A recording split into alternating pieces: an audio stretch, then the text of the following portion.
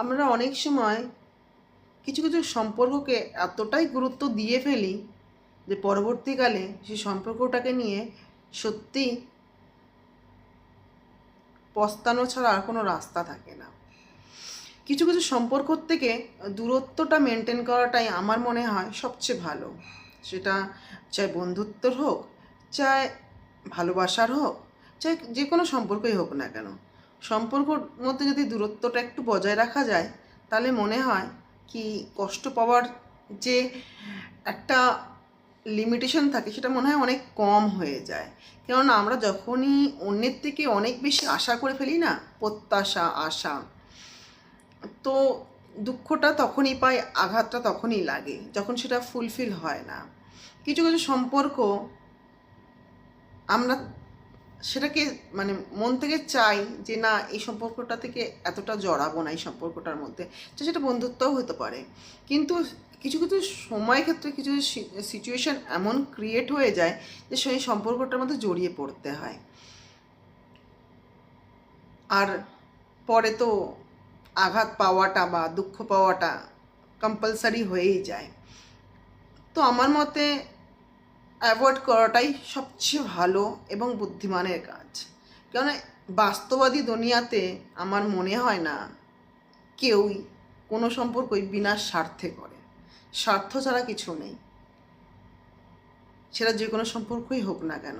যতক্ষণ আমি তোমার থেকে সার্টিফিকেশন, তোমার থেকে আমি যতক্ষণ সব কিছু পরিপূর্ণতাভাবে পাচ্ছি ততক্ষণ আমি তোমার সাথে সম্পর্ক রাখবো। যে তোমার থেকে একটু এদিক থেকে অধিক হবে আমার সম্পর্কের মধ্যে দূরত্বটা ঠিক বজায় হয়ে যাবে।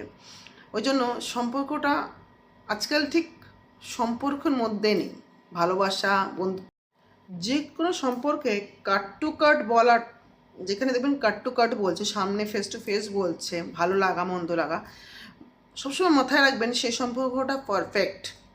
যখনই দেখবেন কোনো সম্পর্কের মধ্যে হঠাৎ করে যেটা আপনি কোনো সময় আশাও করেননি অথচ হয়ে যাচ্ছে, তখন ভাববেন, সেখানে নিশ্চয়ই ভাববেন কি কিছু না কিছু ব্যাপার আছে, কিছু না কিছু তোমার থেকে পাওয়ার আশা আছে, তোমার থেকে কিছু রিটার্ন চাইছে, সে তার জন্যই সে তোমাকে এক্সট্রা কিছু করে ইমপ্রেস করার চেষ্টা করছে। আমরা এমন একটা জেনারেশনে পৌঁছে গেছি যেখানে স্বার্থ ছাড়া কোনো সম্পর্কই টিকছে না, কোনো সম্পর্কই নেই। চাই সন্তান আর মা বাবার মধ্যেই হোক, ভাই বোনের মধ্যে হোক, স্বামী স্ত্রীর মধ্যে হোক, গার্লফ্রেন্ড বয়ফ্রেন্ডের মধ্যে হোক, আর বেশি করে তো বন্ধুত্বের মধ্যে। আমরা একটা সময় শুনতাম কি বাবা মার মুখে কি বন্ধুত্বের চেয়ে বড় কিছু নেই, বন্ধুত্বটা এমন জিনিস। আর আমি বলবো এখন সবচেয়ে দোগলা আর সবচেয়ে খতরনাক যদি কোনো সম্পর্ক থাকে সেটা হচ্ছে বন্ধুত্ব। কখন যে তোমার পিছে খঞ্জার মারবে বা চাকু মারবে তুমি বুঝতেই পারবে না, কখন তোমাকে আঘাত করবে তুমি বুঝতেই পারবে না।